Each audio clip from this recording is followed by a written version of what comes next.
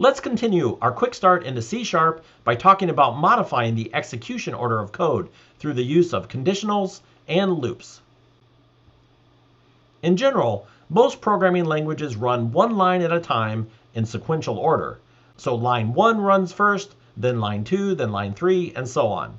So code executes from top to bottom. You can think of code execution as steps the computer takes from one line to the next.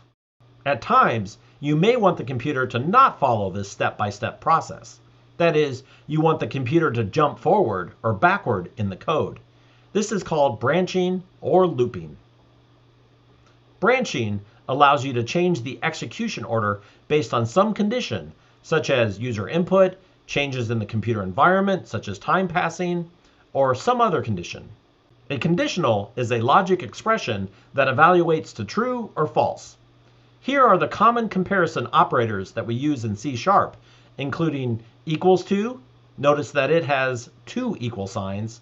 A single equal is used for assignment, like setting a variable.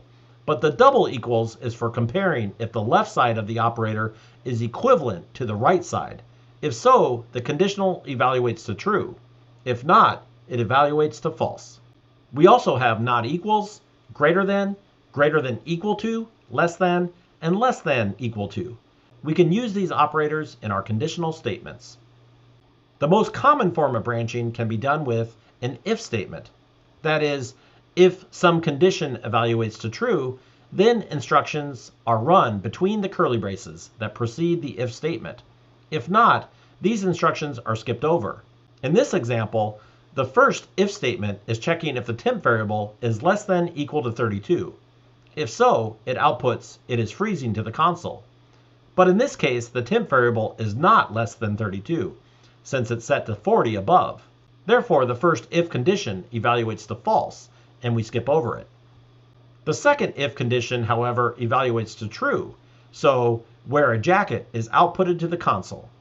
Then the computer moves on to the third if statement. This condition evaluates to false, so the wear suntan lotion message is not outputted to the console. Else allows us to have an alternate section of code to run when the if condition evaluates to false. When we combine the if with the else statement, we can create more interesting branching logic. For example, here we set up several conditions to check for the temp variable. The logic is set up to evaluate the temp several times. If it evaluates to true, then the message is outputted to the console, and we're done. If, however, it evaluates to false, then the execution continues to the else statement. In the case of this example, where temp equals 100, all the if and else if statements will evaluate to false, so the final else statement will run, and wear a bathing suit will be outputted to the console. We can do more complex logic when we combine the and or operators. The and operator is represented as two ampersands in C#, and the or operator is represented as two vertical lines, or shift backslash on the keyboard 2 times. In this example, the first if statement checks to see if the temp is greater than equal to 50 and less than 65. Temp is set to 55, therefore both parts evaluate to true, and true is true. So the wear a sweater message is outputted to the console. The second if statement checks to see if the temp is greater than 90 or the weather equals sunny. The temp part evaluates to false, but the weather part evaluates to true. Since the or operator was used, the overall condition is true, and wear suntan lotion is outputted to the console. And we can use parentheses to build even more sophisticated logic, as demonstrated here. The parentheses in logical evaluation work just like they do in math operations to explicitly define the order of evaluation. In addition to if statements, the switch statement is another way to modify the order of execution. Here's an example of a switch statement. After the switch, you specify a variable that you want to check to see if it equals to any number of cases. Each case is defined within the body of the switch statement's curly braces. If a case evaluates to true, then the code that is after the colon and before the break is run.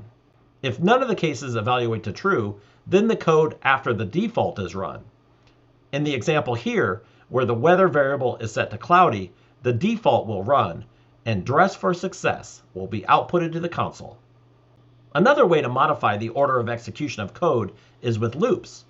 Loops are portions of code that repeat while a condition is met. There are three common types of loops. While loops continue while a condition is met, for loops, which typically loop for a certain number of times, and for each loops. Here is an example of a while loop. You can see we set up an integer variable called lives and set it equal to 3. Then we create our while loop. The code between the curly brackets will run through each time the condition is true. That is, while lives is greater than 0, the two lines below will continue to run or loop. So the first time through the loop, 3 greater than 0 evaluates to true. So lives 3 is outputted to the console. Then lives is decremented by 1. That is, lives equals lives minus 1.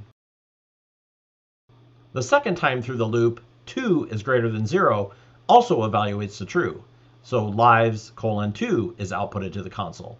Then lives is decremented by 1 once again. The third time through the loop, 1 is greater than 0, also evaluates to true. So lives colon 1 is outputted to the console. Then lives is decremented by 1 once again. The fourth time through the loop, lives is now 0. 0 is not greater than 0, so the condition evaluates to false, and execution will continue after the while loop. Then, you are now dead is outputted to the console. The for loop is a bit more complex to set up. It contains an initialization, a condition, and an incrementer. Here's an example for loop. The initialization sets up the integer variable named power and sets the initial value to 1. The condition checks if the power is less than 3, which of course it is the first time because we just set it to 1. If the condition evaluates to true, then the code between the curly brackets is run. The first time through, power is 1 is outputted to the console. Then the incrementer happens. In this case, power is incremented by 1. So it goes from 1 to 2. Then we repeat the condition check again, and since power is still less than 3, we run the loop again, and output power is 2 to the console. Now power is incremented again, so it goes from 2 to 3. Then we check the condition again. This time 3 is not less than 3, so the loop is done. And line 4 would then be executed, outputting power up complete to the console. For loops are used often with arrays and lists. In this code example, in line 1, I create the family array that we created previously, setting it up with the 5 Simpson family names. The for loop is initialized with I equals 0. The condition is set up to continue to loop while I is less than the length of the family member array. And at the end of each loop, I will be incremented by 1. Therefore, this code would output each of the family members' names in the array, starting at index 0, then 1, then 2, then 3, and finally index 4. Then I would equal 5, which is not less than the length of the family, and the code would continue to execute after the for loop. The for each loop is another loop type that is also helpful when you need to loop over arrays or lists.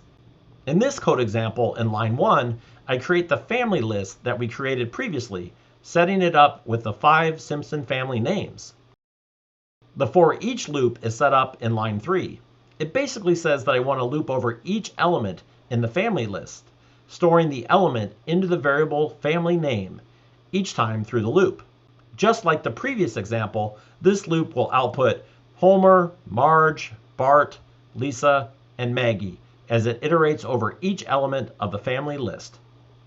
In summary, the if and switch statements allow you to run certain code based on a logic condition, and the while, for, and for each statements allow you to loop over code based on logic conditions. Overall, these techniques allow you to modify the order of execution.